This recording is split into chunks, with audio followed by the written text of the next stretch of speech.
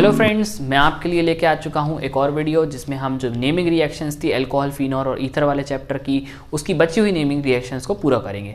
तो हम पहली रिएक्शन उठाते हैं जो कि हमारी है एस्टरिफिकेशन रिएक्शन।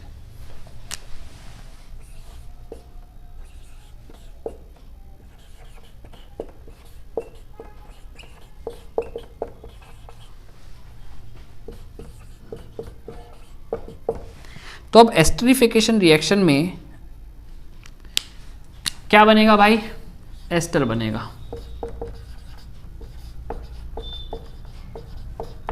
अब एस्टर बनने का सीधा सिंपल हिसाब है, व्हेनेवर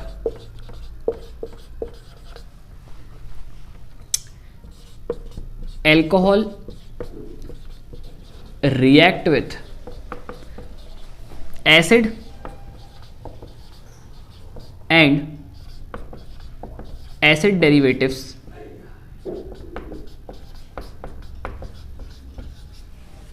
जब भी एसिड और एसिड डेरिवेटिव के साथ अल्कोहल रिएक्ट करता है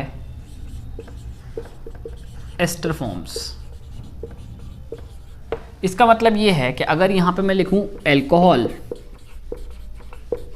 प्लस एसिड और एसिड डेरिवेटिव्स,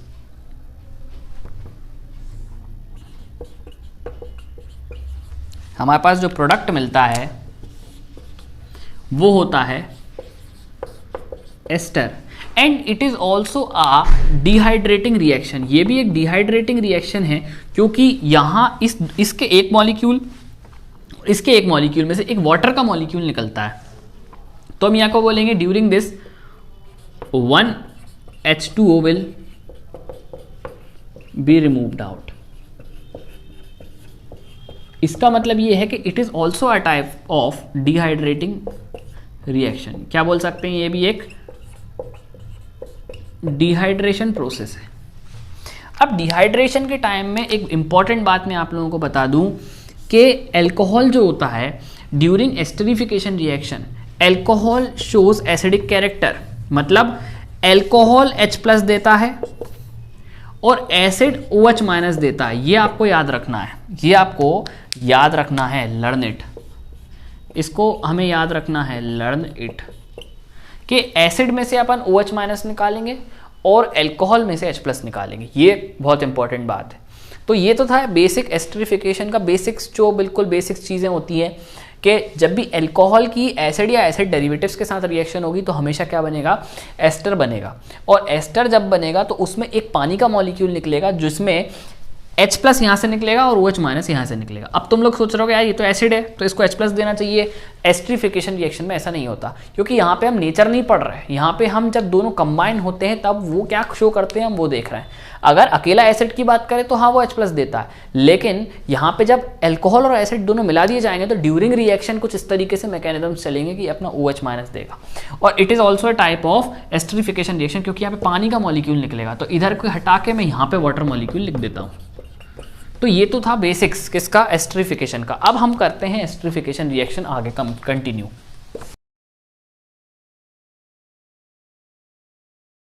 जैसे मेरे पास है CH3 CH2OH, फिर एक बार मेरे पास है ये क्या है भाई? फिनॉल। इसकी अगर मैं रिएक्शन कर दूं किसके साथ? एसिड के साथ।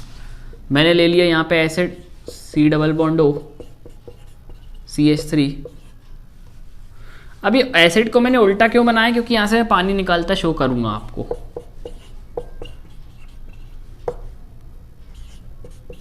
तो क्या बोला था मैंने आपसे? जब कोई अल्कोहल एसिड के साथ रिएक्ट करेगा तो एस्टर बनेगा। तो इतना तो पड़ता है, एस्टर बनना है। अब वाटर मॉलिक्यूल निकालना है। कहाँ से क्या निकालें? एसिड में से हम OH- निकालेंगे। एसिड में से हम क्या निकालेंगे? OH-। ये देखो OH- निकाला आपने। और अल्कोहल में से हम H+ निकालेंगे तो यहां से H+ निकल जाएगा। अब ये देखो, ये निकला वाटर मॉलिक्यूल, ये वाटर मॉलिक्यूल निकल गया और ये वाटर मॉलिक्यूल निकल गया। अब ये जो हिस्सा होता है इससे से लिंक कर जाता है। देखो इसको अगर मैं यहाँ से हटा दूँ, खींच लूँ, इसको पकड़ के खींच लो, तो ये और ये बचेंगे जो आपस में लिंक हो जाएंगे। तो ये हो जाएगा CH3 CH2O CH3 और यहाँ पे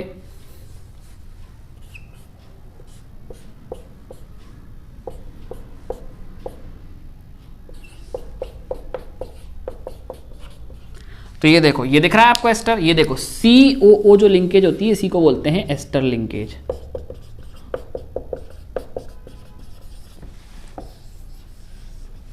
ये क्या हो जाएगी आपकी एस्टर लिंकेज। हालांकि इसको नाम से पढ़ने की जरूरत नहीं है, COO देखेगा मतलब ये एक एस्टर बन चुका है। तो इसी को बोलते हैं हम एस्टर फॉर्मेशन। अब इसमें एक इंपॉर्टेंट रिएक्शन जो पढ़नी है ये आप पहले देख लो अच्छे से। इसमें एक अपन को इंपॉर्टेंट रिएक्शन पढ़नी है जो कि आपकी NCERT में गिवन है। अब एक रिएक्शन हम ये कर लेते हैं पहले।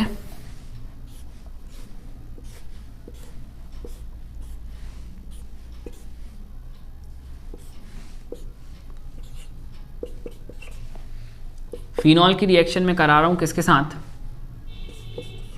CH3 COCl के साथ। अब ध्यान से देखो, अब ये क्या है, ये एक एसिड का डेरिवेटिव है और ये क्या है भाई, ये फिनॉल है। फिनॉल मतलब अल्कोहल ही है एक। अब ध्यान सुनो, एसिड का डेरिवेटिव अगर एसिड होता तो मैं ये बॉन्ड ब्रेक करता और इसको माइनस और इसके प्लस में तोड़ता। अब भैया अभी एसिड नहीं है, अभी एसिड का हेलाइड है, लेकिन टूटता तो ये भी वैसे ही है, Cl माइनस और CH3CO प्लस। और ये कैसे टूटेगा, H प्लस और O माइनस। अपोजिट चार्जेस को अट्रैक्ट कर दो तो यहां से क्या निकल जाएगा, यहां पे इस बार HCl निकलेगा और ये देखो ये वाला जाके इसके ऊपर बैठ जाएगा।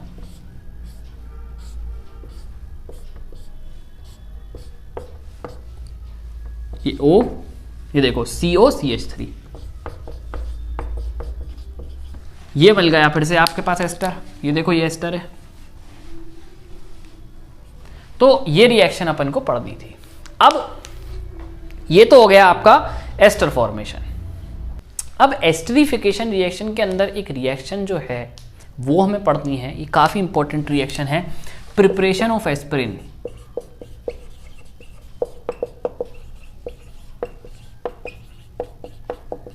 अब उसमें भी आपको नियम कौन सा फॉलो करना है, एस्टरिफिकेशन वाला। इसमें क्या होता है, इसमें हम लेते हैं, आपने जो अभी थोड़ी देर पहले पढ़ा था, कोल्ब्स रिएक्शन का प्रोडक्ट। कोल्ब्स रिएक्शन का प्रोडक्ट मतलब salicylic acid.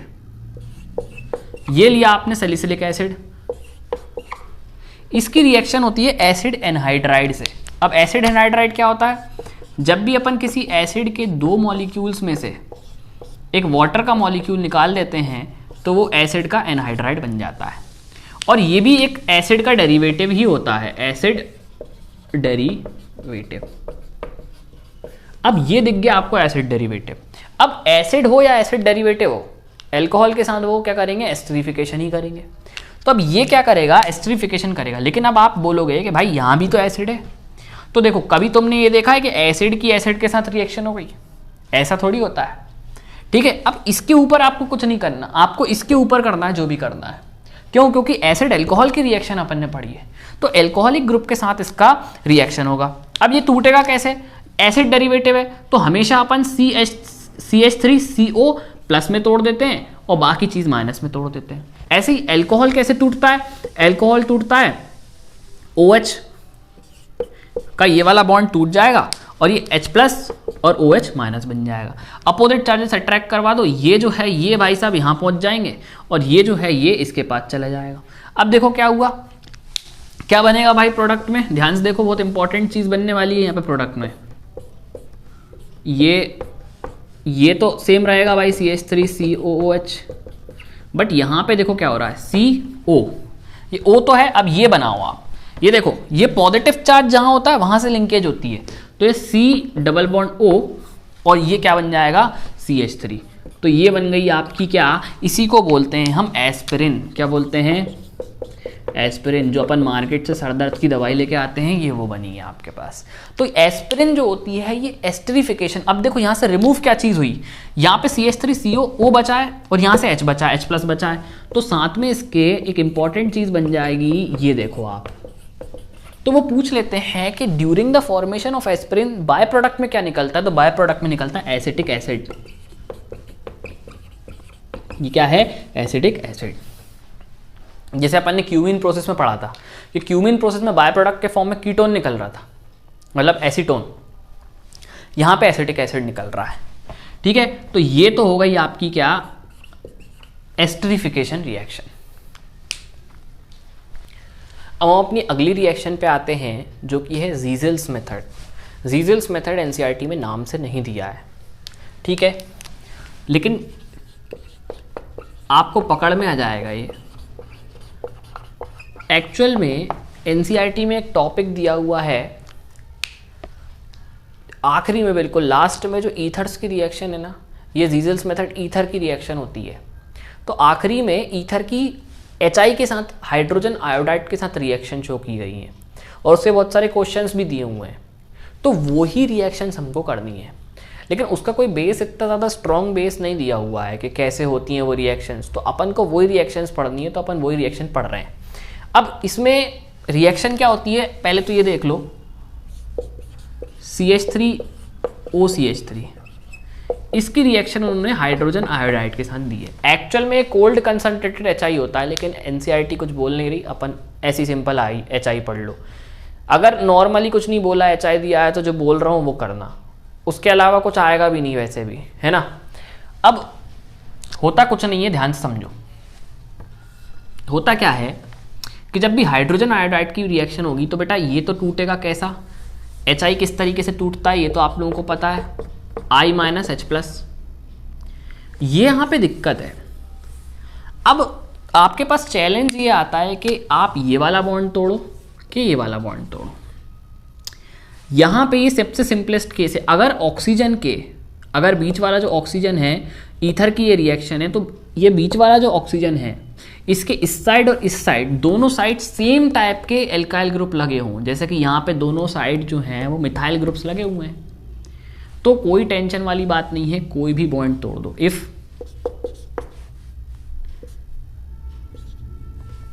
If adjacent alkyl groups, या फिर अपन इसको दूसरे तरीके से लिख लेते हैं, इसको ऐसे ना लिख के इसको ऐसे लिखते हैं कि if alkyl group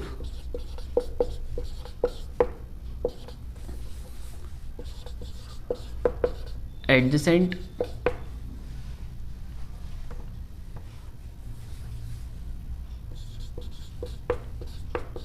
to oxygen,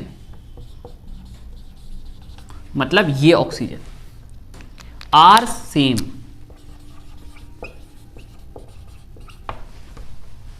मतलब अगर आप इसको और नहीं समझ पा रहे, alkyl group adjacent to oxygen, मतलब ऑक्सीजन के इस साइड और इसके इस साइड अगर एल्काइल ग्रुप दोनों सेम सेम लगे हुए, जैसे यहाँ पे दोनों ही मिथाइल ग्रुप लगे हुए हैं, यहाँ पे मिथाइल है, यहाँ पे मिथाइल। सो इसी केस में क्या करना है, break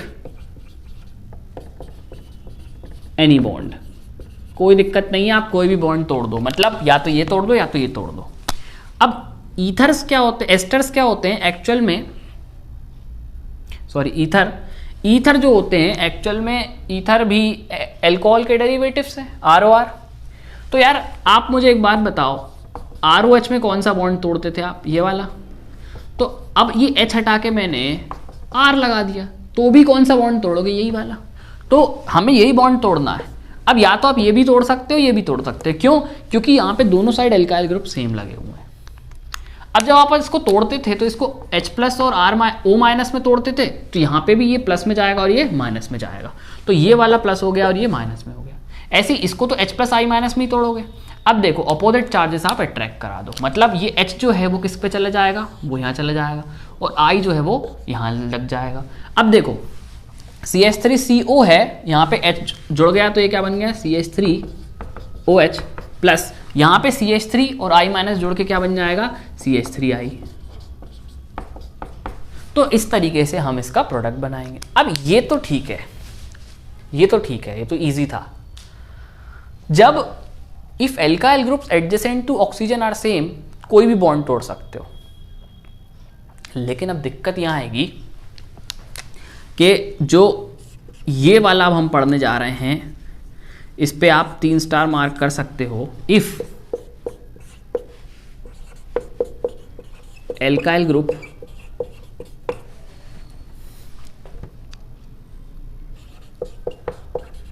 at the both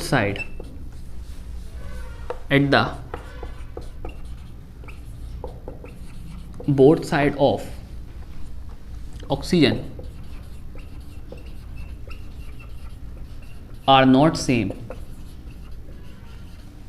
then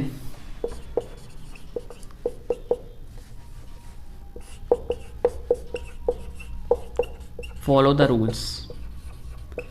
आपको जो रूल्स लिखूंगा इसको फॉलो करना है। अब वो रूल्स क्या हैं, ध्यान से सुनो। पहला रूल है, इफ अगर इसके साइड वाला कार्बन जो है ये वाला और ये वाला, इसमें कंपटीशन होगा। अगर इसके साइड वाले कार्बन में से एक carbon, if one carbon is primary, if ऐसा लिखेंगे अपन, if one of the carbon is primary and other is secondary. अगर मान लो ये कार्बन प्राइमरी है, जैसे कि अभी मैं तुम्हें एग्जांपल्स बताऊंगा, पहले आप रूल्स लिखो कि if one of the carbon is primary and other is secondary, follow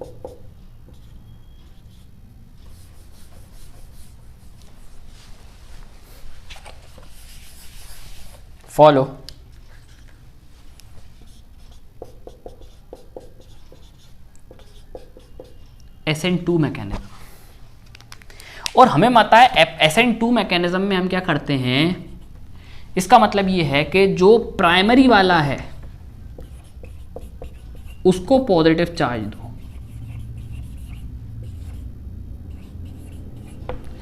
अगर आजू बाजू वाले कार्बन जो होंगे उनमें से एक प्राइमरी है एक सेकेंडरी है, तो आप प्राइमरी वाले कार्बन को क्या करोगे, पॉजिटिव चार्ज दोगे और बाकी पूरी स्पीशी को नेगेटिव दोगे।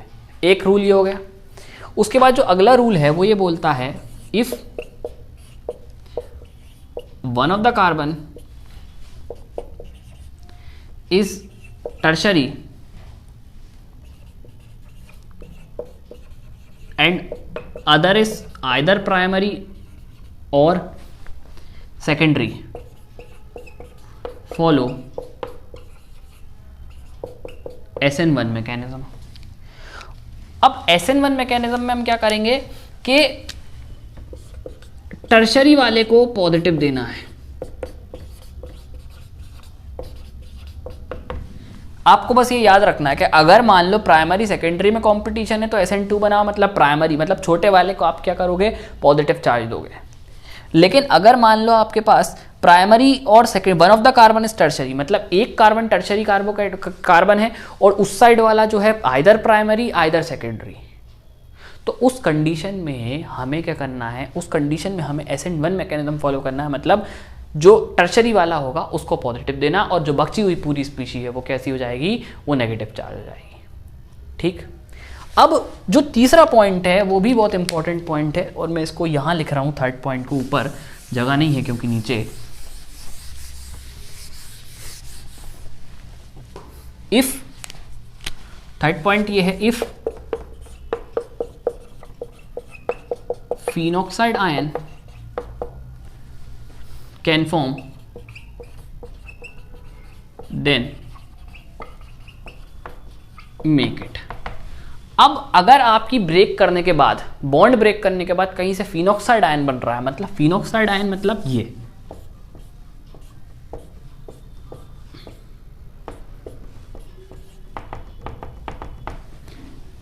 अगर ये फिनॉक्साइड आयन बन रहा है तो उसको बनाओ, क्योंकि it is very very stable, ये बहुत ज़्यादा स्टेबल हो जाता है इस वजह से। तो ये 3 रूल हैं। इसमें पहला रूल जो है वो ये बोलता है कि अगर मान लो ये कार्बन है, ठीक है, ये कार्बन है, इस कार्बन के इस साइड वाला कार्बन अगर प्राइमरी है और उस साइड वाला सेकेंडरी है, तो आप प्राइमरी को पॉजिटिव चार्ज दो, बाकी पूरी स्पीशी को क्या दे दोगे आप, नेगेटिव चार्ज। अब अगर आपके पास ऑक्सीजन के इस साइड वाला कार्बन टर्शरी है और उस साइड कोई भी हो, चाहे प्राइमरी हो चाहे सेकेंडरी हो, तो आप क्या करोगे, टर्शरी को पॉजिटिव दोगे, बाकी पूरी स्पीशी को नेगेटिव दे दोगे। और अगर फिनॉक्साइड आयन बनने की गुंजाइश है तो बनाना है। अब आपको यहां पे एग्जाम्पल्स के थ्रू पता चलेगा कि अपन कर क्या रहे हैं।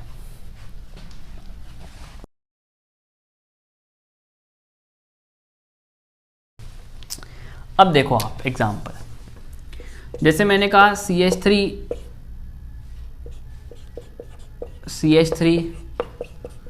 OCH3, फिर उसके बाद मैं छोटा लिख देता हूँ थोड़ा सा, CH3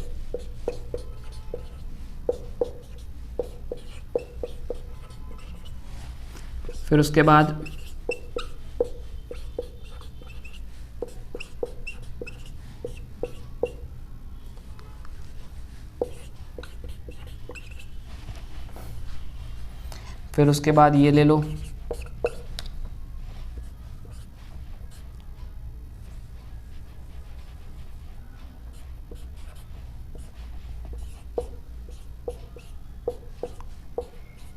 और एक ये ले लो।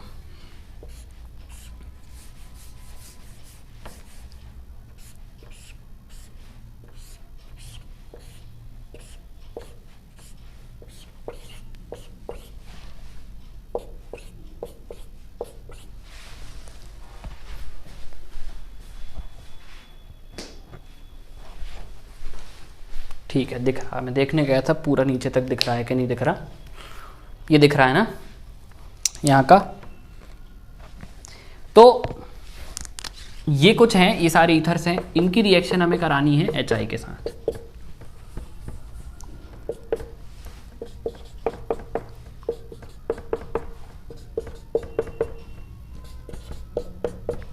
अब देखो, अब आपको तोड़ने के लिए नियम लगाने पड़ेंगे। देखो ध्यान से, इसके उस साइड और इस साइड सेम टाइप के एल्काइल ग्रुप नहीं है, तो मतलब रूल लगेगा। अब देखो, ये कार्बन कितने डिग्री का है, ये कार्बन कितने डिग्री का है, 1 डिग्री का। ये कार्बन कितने डिग्री का है, 2 डिग्री का। तो अब 1 डिग्री और 2 डिग्री में से जब रेस लगती है तो आप पॉजिटिव किसको देते हो, 1 डिग्री वाले को। तो उस बॉन्ड को तोड़ो जिस बॉन्ड के तोड़ने से इस पे पॉजिटिव आए। अब इसको जब हम बॉन्ड को तोड़ेंगे तो ये पॉजिटिव हो जाएगा, ये नेगेटिव हो जाएगा, तो आ गया इस पे पॉजिटिव। ऐसे ही इसमें अपन करेंगे जब, अब HI तो हमेशा एक जैसा ही टूटेगा भाई, I minus H plus I minus H plus I minus H plus I minus. अब यहाँ देखो, ये वाला कार्बन प्राइमरी है और ये वाला कार्बन जो है वो टर्शरी है। अब टर्शरी और प्राइमरी में से किसको अपन प्रेफर करेंगे, टर्शरी वाले को। तो टर्शरी, अब टर्शरी को पॉजिटिव देना है, तो अगर मैं ये बॉन्ड तोड़ता हूँ तो इस पे पॉजिटिव इस पे नेगेटिव हो जाएगा, लेकिन ये तो करना नहीं है, क्योंकि अब प्राइमरी पे पॉजिटिव नहीं लाना, हमें किस पे पॉजिटिव चाहिए, हमें चाहिए टर्शरी पे पॉजिटिव। तो टर्शरी पे पॉजिटिव होने के बाद हम क्या हो जाएगा, ये कुछ इस तरीके से बनेगा।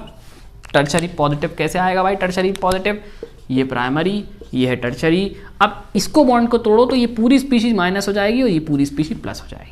ऐसे अगर इसमें देखें तो इस कार्बन के इस साइड वाला ये कार्बन टर्शरी है, ये कार्बन टर्शरी है, ये वाला जो है ये क्या है, ये सेकेंडरी है।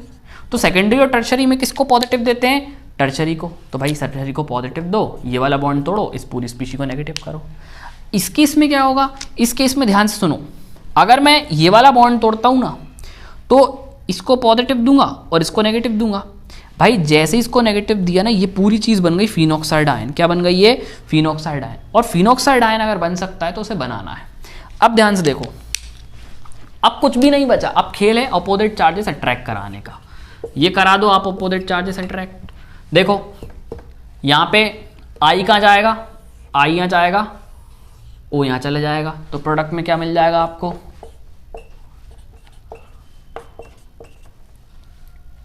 O H plus CH3I। यहां पे क्या हो जाएगा भाई, I कहां जाएगा, यहां पे I देखो, I यहां चला गया, तो ये क्या बन गया,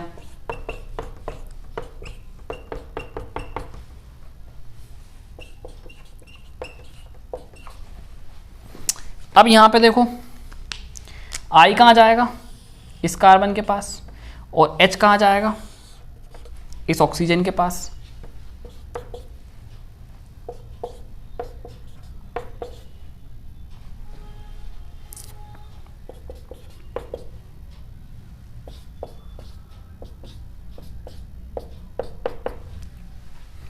अब इसमें देखो भाई, H कहां जाएगा, इस ऑक्सीजन के पास, और I कहां जाएगा, इस कार्बन के पास। तो यहां पे क्या बन जाएगा, ऑक्सीजन के पास क्या चला गया, हाइड्रोजन, और यहां पे